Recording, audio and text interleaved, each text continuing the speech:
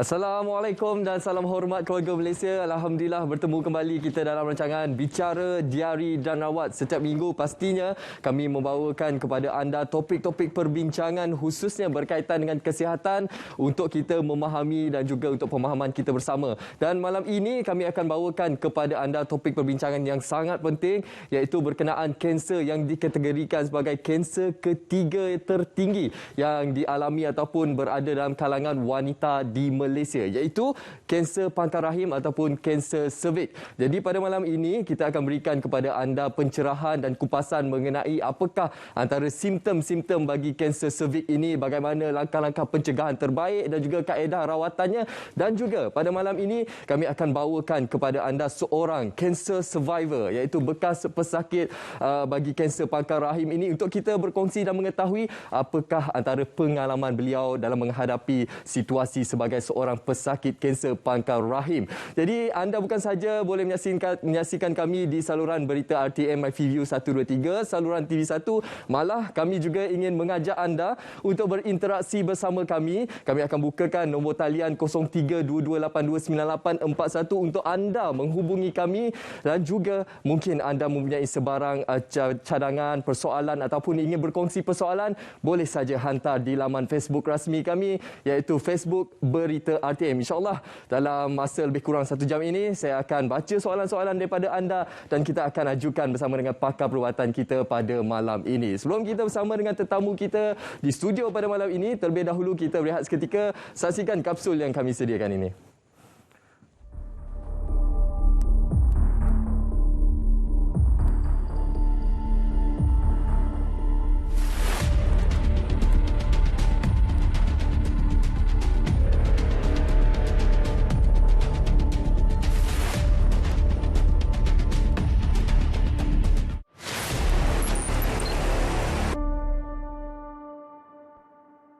Iaitu tajuk perbincangan kita pada malam ini, kanser pangkal rahim ataupun kanser cervix. Apa sebenarnya yang perlu kita ketahui berkenaan kanser cervix ini? Pastinya untuk kita mengupas berkenaan tajuk yang sangat penting dan dekat dengan masyarakat ini, kita bersama dengan Dr. Muhammad Nur Azam Muhammad Abbas yang merupakan pakar perunding obstetrik dan juga ginekologi Institut Kanser Negara. Assalamualaikum Doktor. Waalaikumsalam warahmatullahi.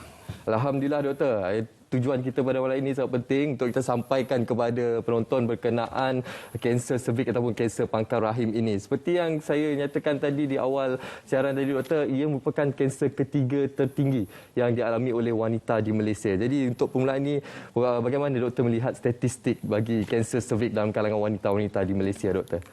Okey, untuk statistik kanser pangkal rahim atau nama lain kanser cervix, berdasarkan laporan Registri Kanser Kebangsaan yang untuk tahun 2012 ke 2016, kanser pangkal rahim ini ialah kanser yang ketiga tertinggi yang menyerang wanita di Malaysia.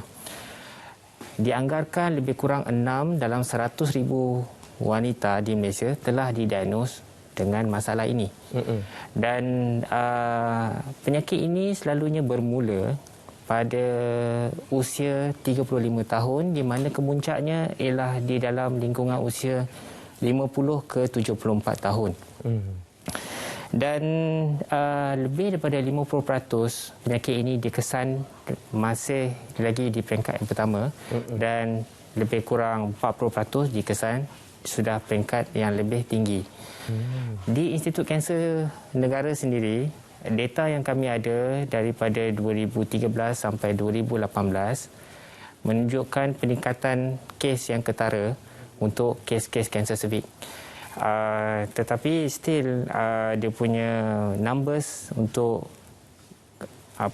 kanser cervix ini ialah dalam nombor 3 dan nombor 4 di kalangan wanita mengikut data kami.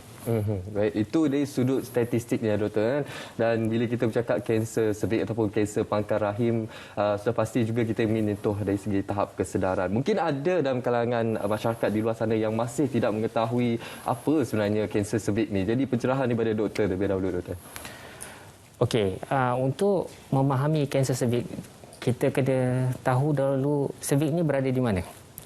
Okey, cervix ini ialah berada di satu bahagian sempit di bawah rahim, boleh dikatakan sebagai pintu kepada rahim. So rahim ni ialah tempat pengembangan janin. Kalau wanita yang mengandung, dia akan baby ni akan berkembang dalam rahim. Dan cervix ni ialah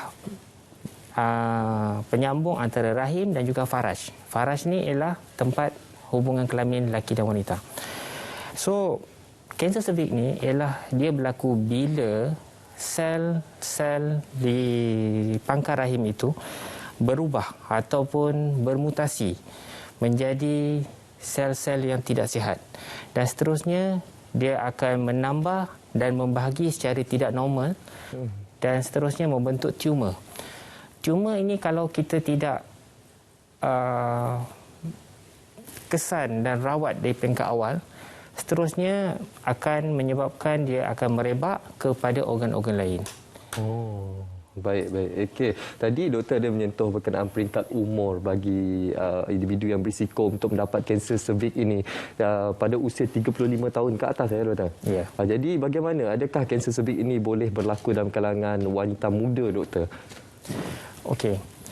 Seperti yang saya cakap tadi, kanser cervix ini bermula pada umur 35 tahun hingga dan kemuncaknya pada umur 50 ke 74 tahun. Dan kebanyakan kanser cervix, lebih daripada 90% adalah disebabkan human papilloma virus, HPV, ataupun virus papilloma. Tapi lebih lama kita panggil HPV lah. So HPV ni dia hadir apabila wanita sudah terdedah kepada hubungan kelamin. So untuk wanita yang berumur kurang daripada 20-an, kita anggap ataupun kita rasakan mungkin dia kebanyakannya belum terdedah terhadap hubungan kelamin. Oleh itu risiko untuk kanser cervix jarang pada umur-umur begini. Tapi tidak mustahil ada kes-kes yang tertentu di mana ada wanita yang berumur 20-an atau kurang daripada 20-an mengalami masalah kanser cervix. Dan selalunya kanser cervix jenis yang beliau ataupun mereka hadapi ialah bukan yang disebabkan oleh HPV punya jangkitan kuman. Jadi mungkin doktor boleh memberi penjelasan lagi, doktor. Ada pandangan di luar sana berkenaan kanser cervix ini hanya akan berlaku kepada wanita-wanita yang sudah berkahwin saja. Maksudnya wanita yang individu yang belum berkahwin, risiko terhadap dia untuk mendapat kanser cervix ini kurang. Jadi bagaimana, doktor? Untuk wanita yang sudah berkahwin, bermaksud dia sudah terekspos kepada jangkitan kuman HPV. Untuk usia yang muda, boleh dikatakan umur 20 ke 25, 25 ke 30, kebanyakan wanita ada antibodi yang akan menyembuhkan jangkitan HPV ini secara semula jadi dalam masa 2 tahun. So, lebih daripada 90% wanita akan dapat jangkitan kuman HPV ini di dalam hayat mereka. Okey. Cuma kebanyakannya sembuh secara semula jadi. Tetapi untuk wanita yang ada kanser cervix yang tidak bersangkut paut dengan jangkitan HPV, dia boleh berlaku awal. So selalunya jenis-jenis ini seperti neuroendocrine atau clear cell, jenis-jenis ini selalunya lebih agresif. Okey. Itu antara sudut pencerahan lah untuk kita memahami secara awalnya lah berkenaan kanser cervix ini. Jadi bagaimana, doktor, dari sudut pencerahan untuk kita memahami apa antara simptom-simptom bagi pesakit kanser cervix ini? Dari sudut tanda-tanda awalnya bagaimana, doktor, untuk kita berikan pencerahan kepada penonton di luar sana bahawa simptom-simptom ini merupakan tanda awal untuk mereka mendapat risiko jangkitan bagi HPV ataupun kanser cervix ini. Untuk simptom-simptom awal kanser cervix, selalunya kebanyakan wanita yang datang dengan kanser cervix ini, kalau dia datang ke peringkat awal, selalunya mereka tidak ada simptom. Tetapi kalau simptom itu bermula, dia akan datang dengan 3 cara. Nombor 1 ialah datang dengan pendarahan. Pendarahannya dia boleh berlaku sama ada selepas putus haid ataupun selepas menopause, ataupun dia berlaku di antara satu haid ke satu haid. Bermaksud bulan ni punya haid dengan bulan depan punya haid, dia akan datang in between pendarahan tu. Ataupun pendarahan tu akan berlaku semasa ataupun selepas melakukan hubungan kelamin. Itu dari segi pendarahan. Nombor 2 ialah dari segi pengeluaran cecair daripada faraj. So, cecair daripada faraj ni, wanita boleh datang dengan pengeluaran cecair daripada faraj yang banyak ataupun yang berwarna, contohnya warna kuning atau warna hijau, dan juga boleh berbau. Dan yang ketiga, dia juga boleh datang dengan sakit. Sakit di kawasan panakan, sakit di belakang, sakit semasa melakukan hubungan kelamin. So ini semua simptom-simptom yang harus diambil kira dan tidak boleh dipandang remeh. Dan kalau seorang wanita itu sudah mempunyai kanser cervix di dalam badan,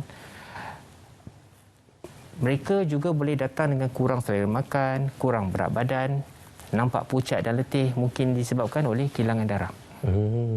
Oleh itu, wanita-wanita yang ada masalah-masalah sedemikian disarankan untuk terus berjumpa doktor untuk penyiasatan selanjutnya. Okey, itu sangat pentinglah untuk kita cakna terhadap kesihatan kendiri kita, doktor.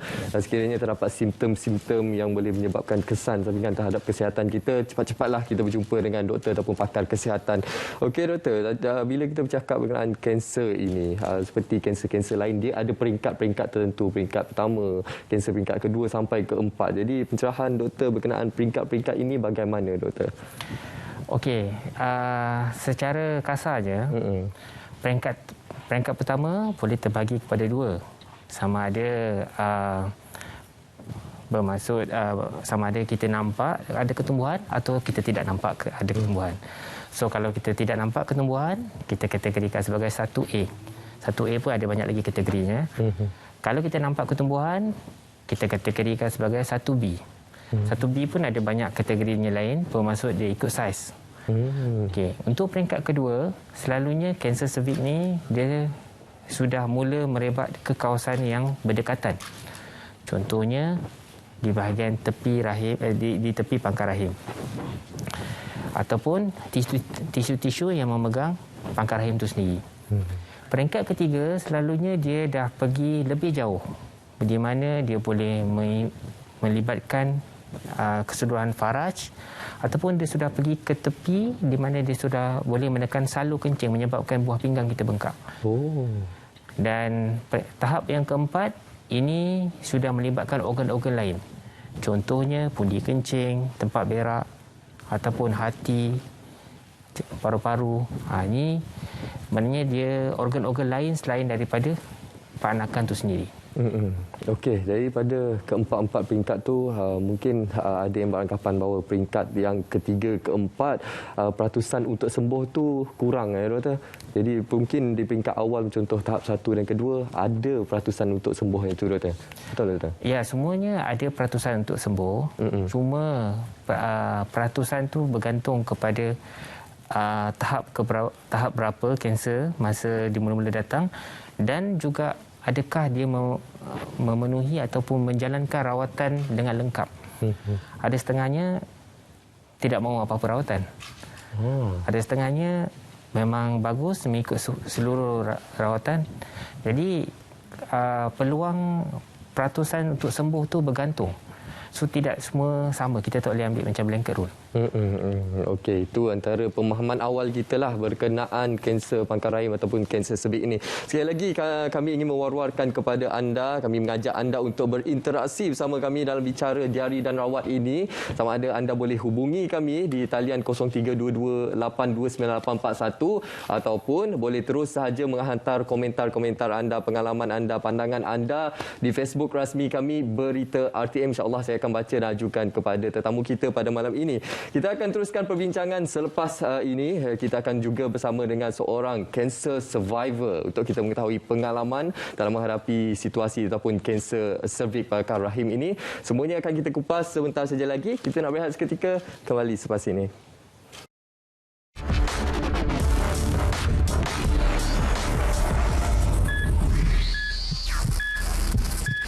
Nyamannya udara di Cameron Highland ni. Jom kita masuk tengok apa yang menarik ada di dalam. Dia adalah pemanjat yang cantik di Taman Mini Cameron ni. Kerapu harimau 5 kilo. Sup daripada air kelapa. macam mana kat dalam ni? Manakah destinasi yang akan saya singgahi, lawati dan nikmati? Teruskan menonton.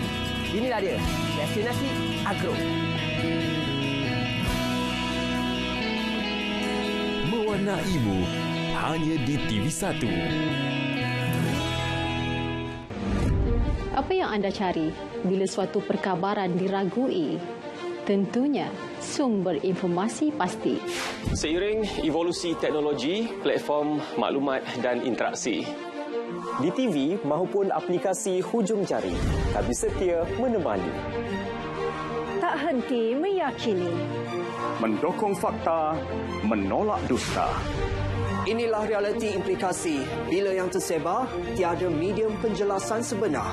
Kerana setiap peristiwa yang terjadi boleh mengundang salah persepsi. Inilah sebab mengapa kami di sini merungkai isu, membawa fakta. Percayalah, tanpa kebenaran, tiada hari yang sempurna. Hilangkan ragu, lenyapkan persoalan. Kami sumber rujukan anda. Berita perdana setiap hari 8 malam. Sahih dan berimbang.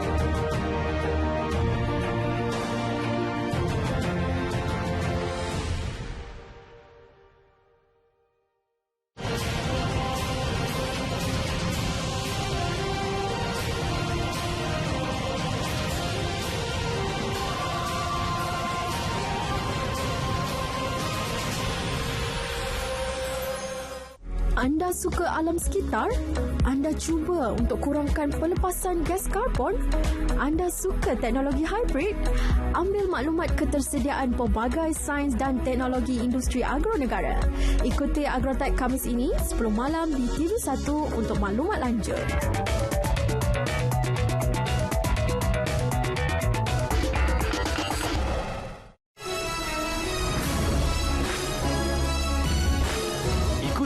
Mesyuarat khas Penggal ke-4 Parlimen ke-14 Dewan Rakyat pada hari Khamis 20 Januari 2022 pukul 10 pagi. Secara langsung di TV1 dan saluran berita RTM, juga di rtmclick.rtm.gov.my serta Facebook Berita RTM.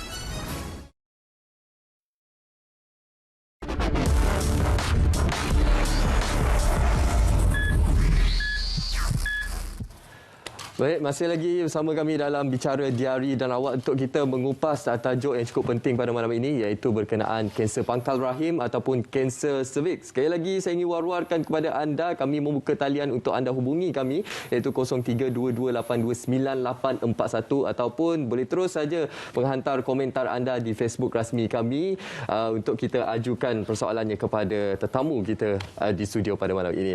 Okey, kita nak teruskan perbincangan berkenaan kanser cervix ini, tapi terlebih dahulu saya ingin alu-alukan Datin Sri Hajah Ismailina Ismail yang merupakan seorang kanser survivor ataupun bekas pesakit bagi kanser pangkal rahim ini. Assalamualaikum Datin Sri. Waalaikumsalam warahmatullahi wabarakatuh. Terima kasih banyak Datin Sri kerana sudi bersama kami dalam Bicara Diari dan Rawat malam ini untuk kita berkongsi pengalaman yang cukup berharga daripada Datin Sri sendiri menghadapi situasi getir dalam kehidupan. Jadi mungkin untuk permulaan Datin Sri boleh kongsikan bagaimana Datin Sri mengetahui yang Datin Sri menghidap kanser cervix ini. Apa antara titik tolak permulaannya Datin Sri? Sebenarnya saya start dengan bleeding. Tapi kita kan manusia biasa, kita lalu kata oh ini agaknya hormon dan sebagainya. Jadi saya tak ambil kisah sebenarnya. Sehinggalah tahun 2009 yang mana puasa bulan Ramadan tu, sepanjang bulan tu saya bleed. Dan kebetulan saya bawa anak saya untuk injection HPV. Dan sambil menunggu doktor tu saya fikir dah kebetulan doktor depan mata, saya tanya je lah. Saya kata doktor saya bleed. Ada series of bleed lah bila bersama, bila ni. Lepas tu dia kata okey, lie down. Dan bila dia buat scan dari bawah dan nampaklah cauliflower tu. Dia kata girl you have growth. Dia terus ambil sampel masa tu hari Sabtu. Dia kata datang balik hari Selasa. So bila saya datang hari Selasa tu dia bagi tahu saya confirm it's cancer. Dari situlah titik permulaannya. Tapi masa tu saya masih okey. Sebab masa tu saya pun datang seorang sendiri, saya drive sendiri, dia pun risau saya nak balik tu, tapi alhamdulillah saya okey. Tak ada breakdown lagi, sehinggalah bila dalam perjalanan balik tu ada seorang kawan lama yang tak pernah hubungi saya, tiba-tiba WhatsApp saya tanya apa khabar. Masa itulah saya mula breakdown. Tapi saya ambil benda ini sebagai sesuatu yang menangislah. Benda perkara biasa menangis. Cuma saya duduk dengan kedua bapa saya tak maklumkan langsung, saya cuma bercakap dengan suami saya. Dan suami saya dengan, tak tahulah orang lelaki kan, dia selalu dia nampak macam cool je. Betul. Dia kata okey jom kita pergi check. Jadi kita pergi check. MRI kata stage 3. Tapi bila kita buat physical examination, doktor kata 2C. Jadi bila dapat tu kami dah buat homework sebenarnya, sebab saya memang ada sejarah penyakit daripada umur 13 tahun. Dan memang sudah jadi fitrah pada saya akan buat homework banyak tentang kesihatan diri saya. Jadi kami cuba untuk rawatan alternatif. Malah kita dah sampai tahap nak mulakan rawatan alternatif tu. Tetapi sebelum tu saya minta dulu izin pada doktor yang nak merawat saya. Saya kata, doktor boleh tak bagi saya cuti 2 bulan? Dia kata, kenapa nak cuti? Saya kata, saya nak cuba rawatan alternatif ni dulu. Dan dia kata dengan saya ingat lagi doktor kata, Datin Sri, we do not know how long it has been inside you. Why wait? Jadi saya pun tawakal tu Allah. Saya kata dengan dia, dengan nasihat mak saya juga, dia kata alternatif tu boleh datang second, nombor 2. Yang penting sekali pergi dapatkan rawatan perubatan. Dan memanglah masa permulaan tu bila saya dah buat keputusan untuk rawatan perubatan, ramai juga yang telefon saya dan tanya, kenapa you decide? Kenapa terlampau terburu-buru? Kenapa tak cuba cara lain? Di situ saya mengambil pendekatan macam mana doktor yang nak merawat saya itu, dia cakap pada ketika ini akan ada ramai kawan-kawan yang akan menelefon dan memberi pandangan-pandangan yang berbeza. Tetapi dia kata, kalau Datin Sri percayakan saya, kita akan go through proses ni, ikut rejim yang saya tetapkan, insya-Allah boleh sembuh. Jadi di situlah saya teruskan rawatan saya dengan secara perubatan. Okey, itu permulaan daripada perjalanan cerita Datin Sri sebagai seorang cancer survivor lah. Okey, doktor, melihat daripada pengalaman Datin Sri itu sendiri, simptom-simptom yang dialami oleh Datin Sri, adakah itu merupakan antara simptom-simptom yang normal untuk wanita-wanita di luar sana yang di peringkat awalnya mereka mengalami pendarahan, dan ia merupakan tanda-tanda awal kepada kanser cervix ini, doktor? Okey, seperti yang Datin Sri terangkan tadi, dia ada masalah pendarahan yang berpanjangan. Juga ada masalah pendarahan yang berlaku selepas hubungan kelamin.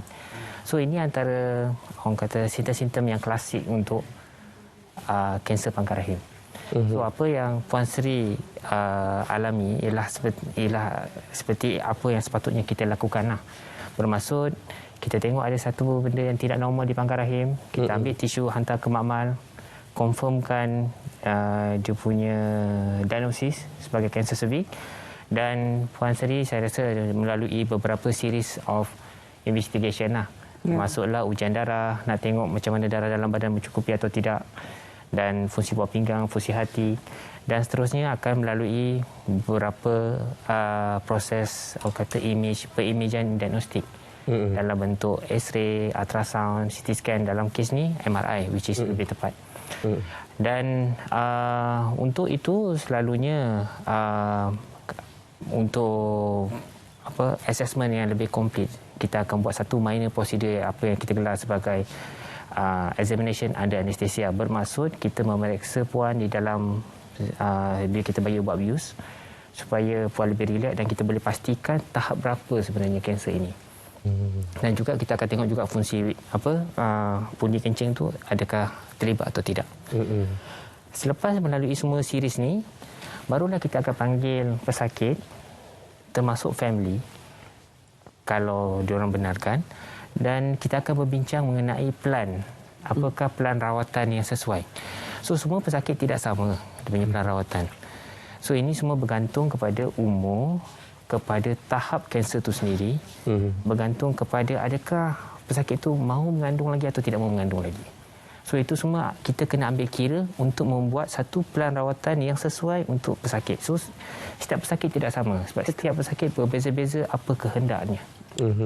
Okey, itu tentang pencerahan berkenaan pengalaman yang dialami oleh Datin Sri sendiri. Doktor, ada juga dalam kalangan masyarakat kita yang lebih gemar untuk melaksanakan ataupun melakukan kaedah rawatan alternatif di luar sana. Jadi pandangan doktor sebagai seorang pakar perubatan dalam hal ini, doktor. Okey, perubatan pilihan perubatan alternatif ialah still menjadi satu pilihan dan rawatan.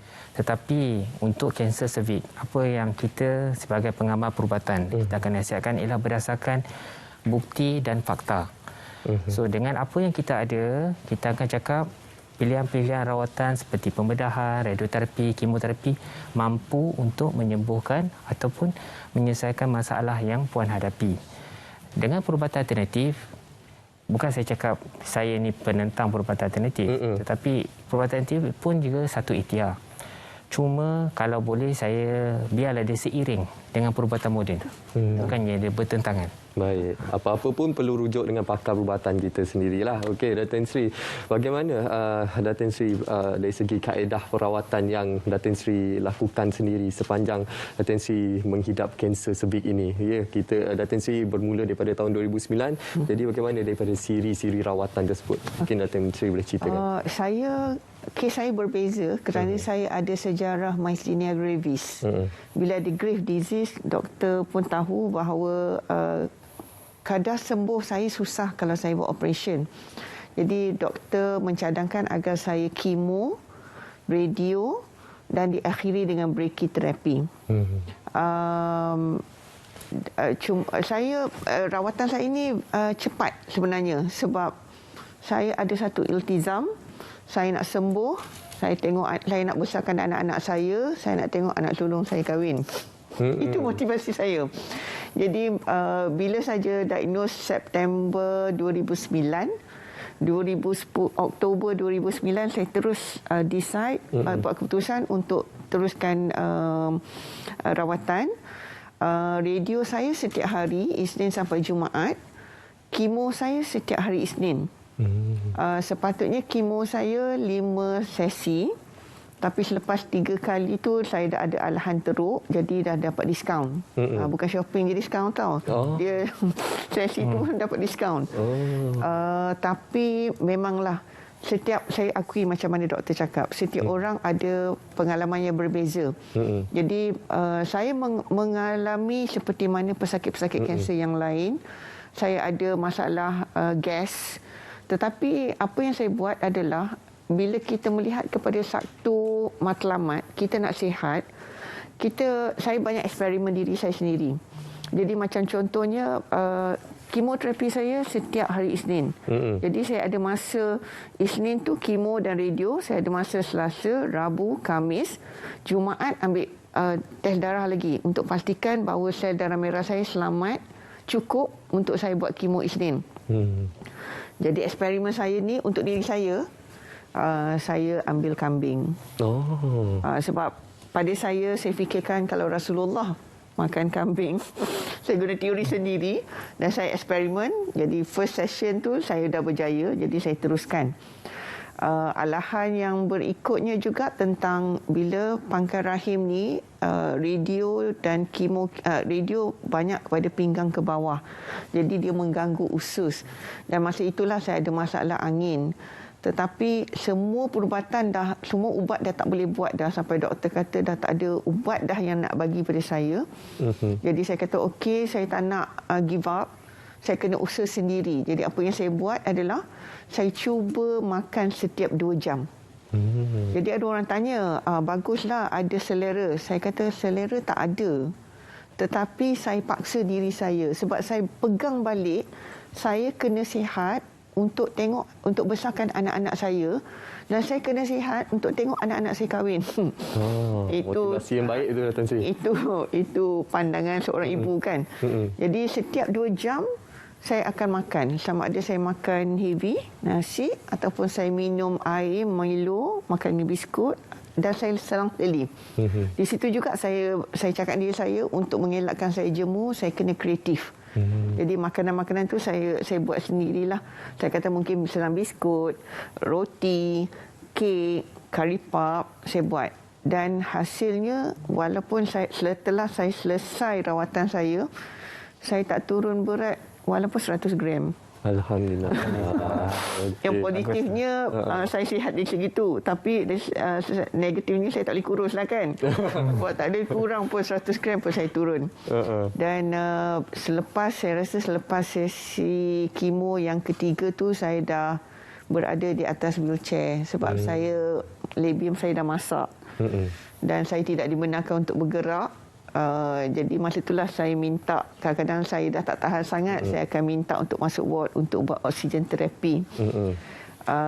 Dan lepas habis kemo dan 22 siri radioterapi, saya cuti sebulan sebab saya masih lagi tidak boleh bergerak. Tetapi doktor paksa saya, dia kata tak boleh Datin Sri, dah sebulan gap. Kita kena teruskan dengan brachytherapy. Jadi saya lalui 3 sesi brachytherapy. Dan alhamdulillah setelah beberapa bulan tu kita buat PET scan. Alhamdulillah tak nampaklah akar-akarnya di mana-mana. Dan setelah 3 tahun berturut-turut saya buat PET scan, jadi doktor kata insya-Allah tak apa. Tak perlu dah, nampak macam sihat. Cuma bila saya mulakan gerakan saya untuk memberi kesedaran kepada pesakit-pesakit kanser khususnya yang berada di luar bandar, di Parlimen Kepala Batas, bila tengok terlampau banyak sangat orang ada penyakit kanser, jadi saya datang balik 2013 untuk buat follow up dengan doktor. Sebab saya tahu bahawa saya pun kena jaga diri saya sendiri. Dan alhamdulillah sampai sekarang saya bebas. Alhamdulillah. Ya.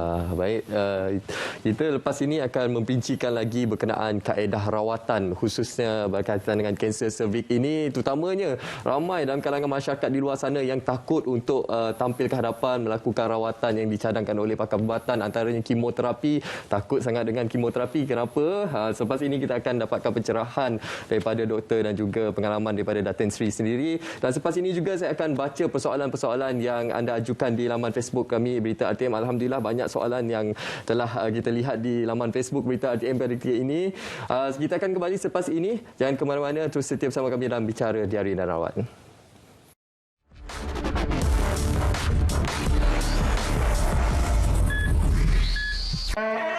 Tontoni program-program menarik di TV1. Anda sedang bersama-sama saya dan Sri Zainuddin dalam rancangan Seni Beradab. Amalan bersalaman atau berjabat tangan amat penting dalam kehidupan masyarakat kita. Seni Beradab setiap Isnin hingga Khamis pukul 11.30 pagi. Sehingga kita berjumpa lagi di minggu hadapan. Jangan lupa kekalkan adat, kayakan adab.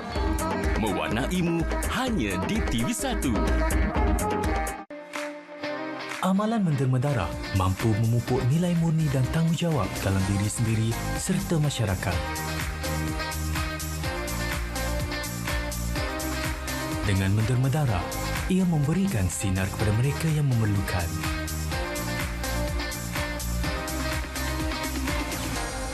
Berikan sokongan anda. Jadilah penderma darah. Syafiq mengembara dengan penuh keterujaan ke Phnom Penh dan Siem Reap, Kemboja. Salah satu nama menunya adalah Lembu Naik Bukit. Engkau nama. Jadi sekarang ni, apa kata kita jalan-jalan dan kita lihat apa lagi yang terdapat di sini.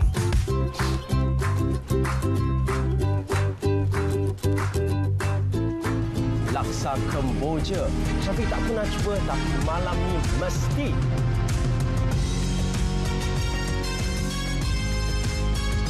Mewarnaimu hanya di TV1.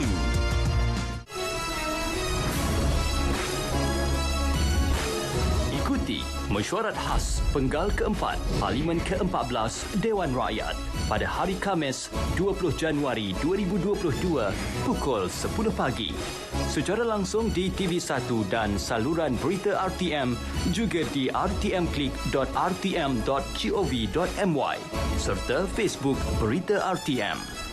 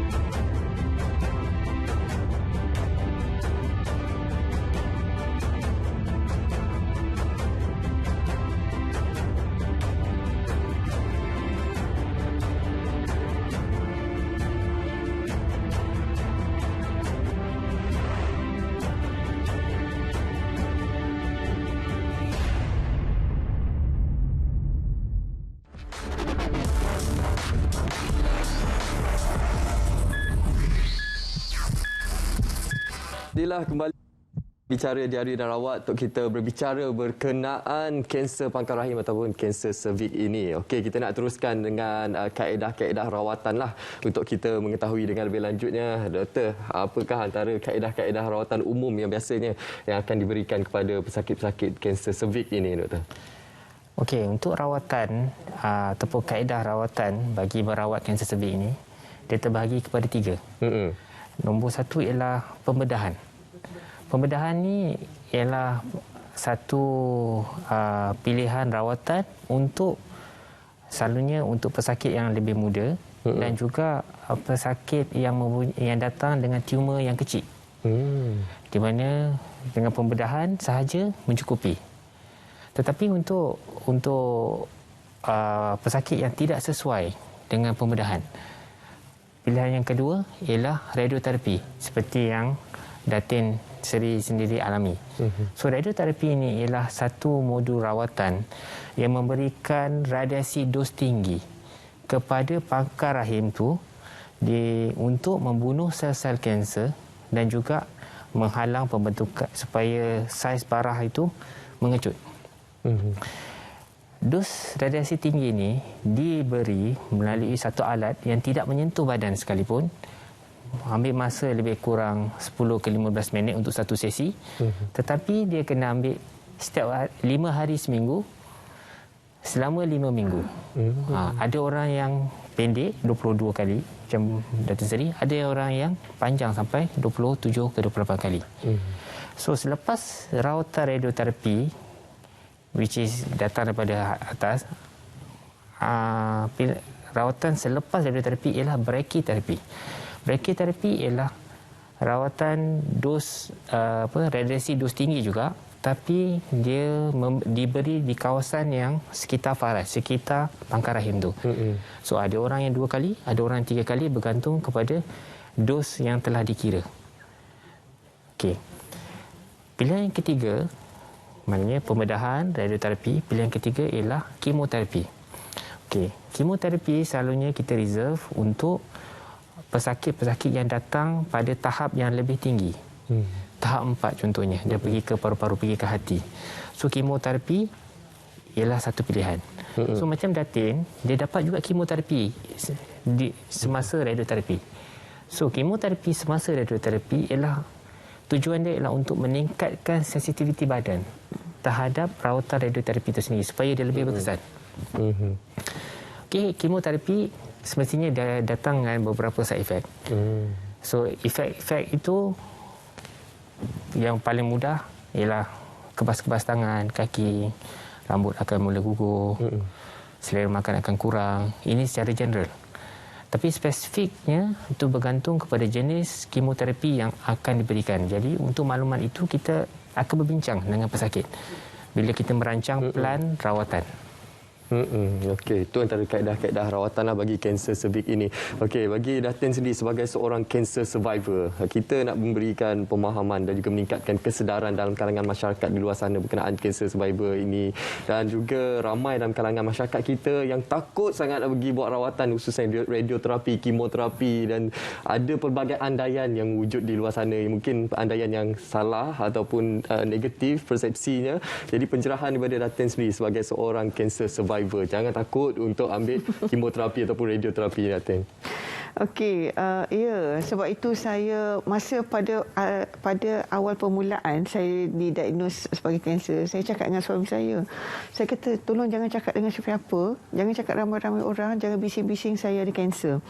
Sebab saya kata saya nak yang positive vibe saja.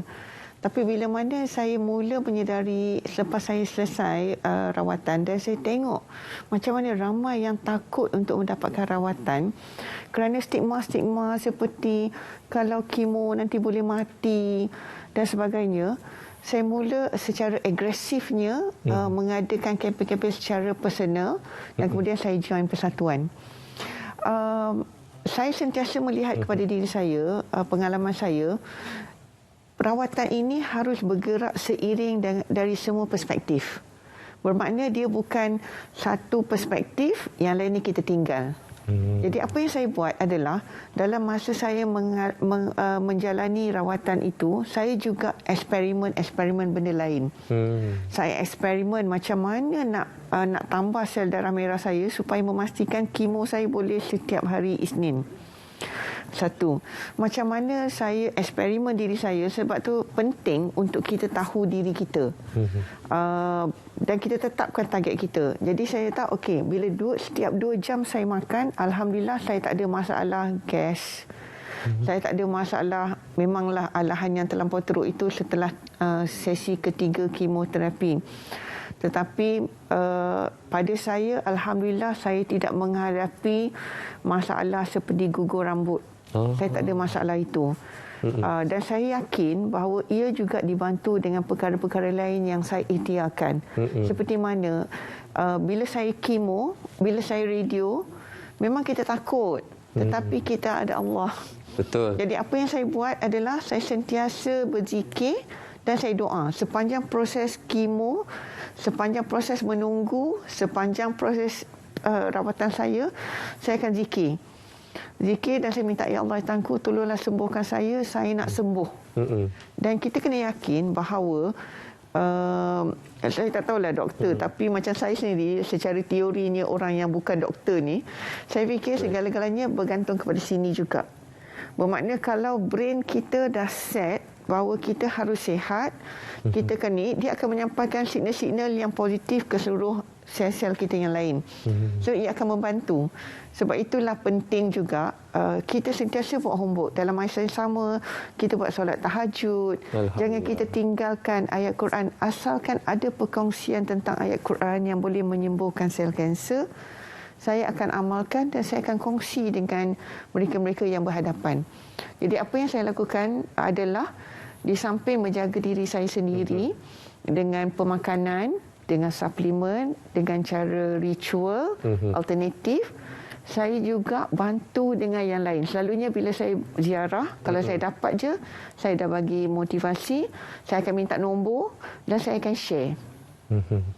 Share perkara, sebab itu penting sangat pesakit kanser ni ada support dari orang, the right person. Betul. Support daripada orang yang positif.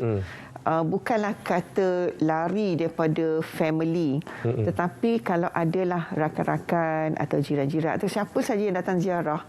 Sebab kadang-kadang kita ni perkara A bila balik dah jadi B, C, D, E, F. Dan ia sampai balik ke telinga yang pesakit kanser ni, jadi dia terus memikir dan terus sedih dan dia terus buat keputusan, okeylah, kalau saya kemo nanti saya boleh mati. Kalau saya mati, siapa nak jaga anak? Ada pesakit kanser terlampau teruk merebaknya. Bila saya tanya kenapa tak nak pergi, dia kata sebab ramai orang yang ziarah saya kata kalau kemo boleh mati. Dan saya kata tidak. Saya kata jadi itulah perkara-perkara benda yang saya buat sampai sekarang. In fact, walaupun saya boleh katakan saya sihat, memanglah selepas treatment saya brachytherapy, saya ada beberapa siri lagi penyakit-penyakit yang timbul setelah saya punya kemo dan brachy. Tetapi saya sentiasa ambil itu sebagai perkara yang positif. Saya kata Allah sayang saya sebab tu Allah bagi saya ujian-ujian ni. Dan untuk itu juga sebenarnya dia memberi satu ingatan kepada saya, okey, dalam kesibukan membantu yang lain, jangan lupa diri sendiri. So self love itu penting, self compassion itu juga penting. Macam mana kalau kita naik kapal terbang kan, dia kata kalau corong oksigen turun, pakai pada diri sendiri dulu, baru kita tolong yang lain. So samalah, saya selalu bercakap saya kena walk the talk. Jadi bermakna kalau saya nak berkongsi pengalaman dengan yang lain, saya juga kena pastikan diri saya sentiasa sihat. Dan Alhamdulillah rezeki yang Allah bagi sehingga setakat ini saya sihat. Alhamdulillah. Betul tu Datin Sri. Seperti yang Datin Sri nyatakan tadi, bagaimana untuk kita penting untuk kita membetulkan persepsi kita terhadap kaedah rawatan khususnya kemoterapi dan radioterapi ini. Jangan membuat sebarang andaian negatif. Kerana kaedah rawatan yang disarankan oleh pakar perubatan ini sangat penting untuk memastikan kita dapat insya-Allah dapat sembuh daripada kanser cervix ini. Okey, Doktor dan Datin Sri, kita ada seorang pemanggil dari Pahang iaitu Haji Yahya. Assalamualaikum. Waalaikumsalam. Ya, Tuan Haji. Saya Haji Yahya bin Ismail. Tinggal di Kampung Merapoh, sempadan dengan Bukang. Baik, Tuan Haji. Boleh teruskan dengan soalannya, Tuan Haji? Ya, saya kanser survival. Saya ada 3 kanser. Bermula tahun 2014 hingga 2014. Kanser pertama kanser ni saya optik di HKS, buat treatment kemo di Hospital Amsan. Saya diberi 6 pusingan. Tapi sampai nampak saya pelat. Jadi saya minta sama doktor, saya tak nak tak tahan. Jadi doktor minta saya buat tu sampai satu kali, dan buat ultrasound MRI, didapati berkurangan. Kemudian saya keluar daripada the next day, saya panggil balik kerana saya ada hepatitis kanser hati. Esok pula ke hospital dan didapati saya ada hepatitis B tahap 4. Sampai doktor kata dia kata saya ada tempoh 3 bulan. Ya, Tuan Haji. Kemudian selepas tu saya selalu bawa ke Tuan Haji. Kemudian saya berdoa di sana. Saya kata saya nak kongsikan turut saya. Jadi dalam malam saya bangun berdoa. Saya dan saya berdoa agar saya sembuh. Baik. Balik daripada Mekah tahun 2015. Baik. Ada kanser prostat. Ya, Tuan Haji. Ya. Jadi itu situasi yang dialami Tuan Haji. Jadi mungkin ada persoalan yang Tuan Haji secara spesifiknya ingin ajukan kepada doktor kita pada malam ini. Tuan Haji. Ya. Jadi selepas 5 saya tahu, saya yang lain dia prostat saja yang masih tidak serius. Prostat saya masuk pada HKS. Jadi prostat ni pun kencing dan tak lama. Apa sepatutnya doktor? Okey, baik. Terima kasih ucapkan kepada Tuan Haji Yahya. Itu antara situasi yang dialami oleh salah seorang pesakit kanser di luar sana. Tapi kita boleh dengar tadi yang dialami adalah berkenaan kanser prostat dah. Dan malam ini kita bicara berkenaan kanser cervix. Jadi antara yang dikongsikan oleh Tuan Haji Yahya itu tadi sama seperti Datin Sri, mengamalkan dari segi spiritual dan juga mendekatkan diri kepada Allah, berdoa kepada Allah untuk memastikan kesihatan kita bersama dan juga juga tawakallah, berserah kepada Allah. Baik, saya akan membaca persoalan juga di laman Facebook rasmi kami Berita RTM untuk kita ajukan kepada Doktor dan juga Datin Sri. Tapi terlebih dahulu penonton, kita nak berehat seketika, kembali selepas ini.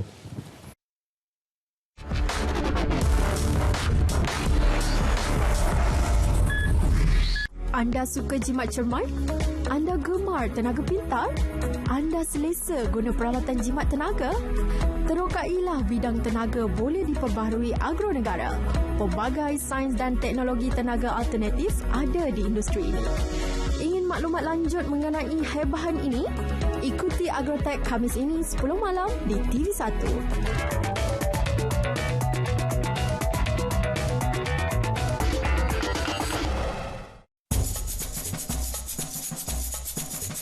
Raja Sokok Adilan penghulu sok undang, tali pengikek dari lembaga, penyandang dari undang, podang pemancung dari keadilan. Nak pergi kurator galeri Tuanku Jaafar. Cik Khairil, kita kena bertanya tentang alam raja. Wah, penghulu. Mesti lagi menarik ni. Boleh tak Cik Khairil terangkan lagi tentang sistem raja daripada yang Raja Melewah tu? Tanpa ada undang, raja tak boleh memberi keputusan.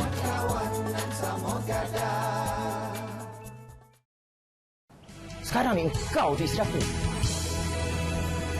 Pernahkah awak layan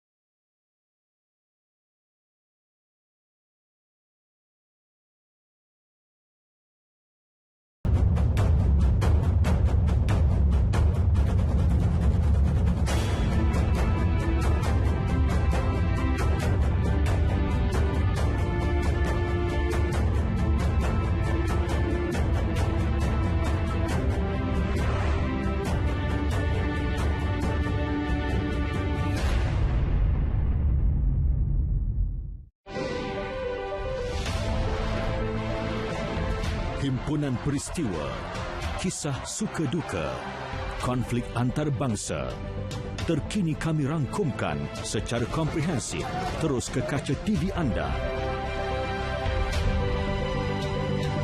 Saksikan berita dunia Isnin hingga Jumaat 11 malam di TV1 dan saluran berita RTM.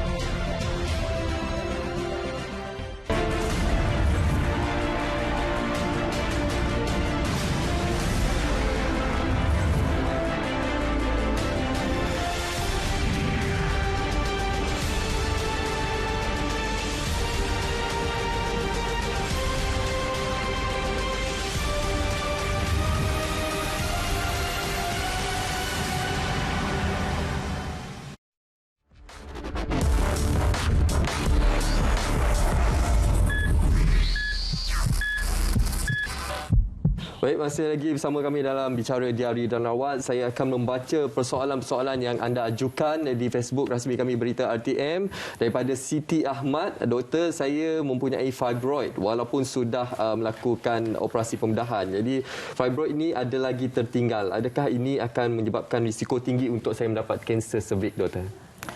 Okey. Berkenaan pasal fibroid, fibroid ini ialah satu ketumbuhan yang orang kata bukan kanser, which is benign condition, dan dia sangat common, sangat biasa di kalangan wanita. Ini bermaksud kalau 10 orang wanita yang saya pilih secara rawak, 2 ke 3 daripadanya akan ada fibroid tanpa dia sedari. So, proses pembuangan rawatan fibroid ni dari segi makan ubat, dari segi injection, dari segi pembedahan, mungkin dia memilih pembedahan sebelum ni. yang dia cakap dah buang kan. So bila ada pembuangan fibroid, selalunya doktor yang berkenaan akan buangkan sebanyak yang boleh.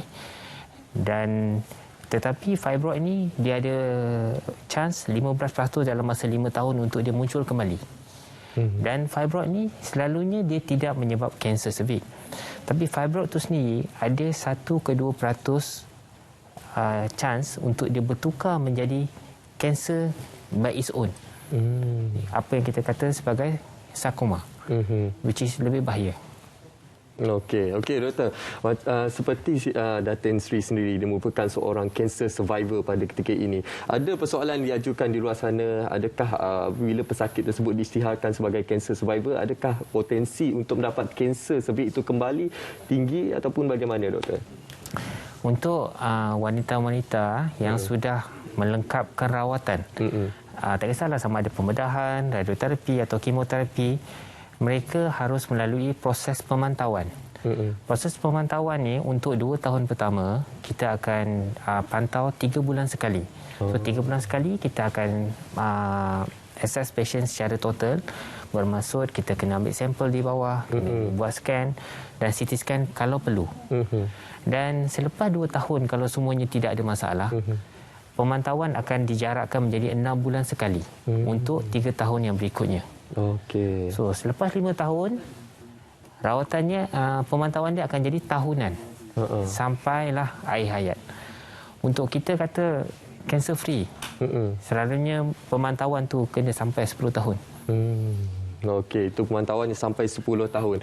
Okey, Datin Sri, dalam ruangan yang kita ada ini, mungkin Datin Sri sebagai seorang cancer survivor boleh memberikan motivasi kepada penonton-penonton di luar sana bahawasanya apabila kita mendapat kanser cervix ini, bahawa kehidupan kita bukanlah berakhir di sini, tapi sebaliknya ada sinar harapan yang menanti kita.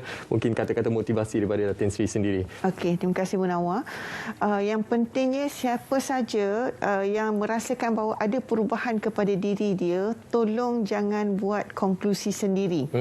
Kadang-kadang kita suka buat konklusi, oh ni mungkin perubahan hormon sebab dah berumur, jadi kita ambil leka. Sebenarnya jangan. Apa saja perubahan yang kita rasakan lain daripada biasa, terus pergi cek. Satu. Yang keduanya, berjumpalah dengan pakar yang pakar perubatan yang selayaknya.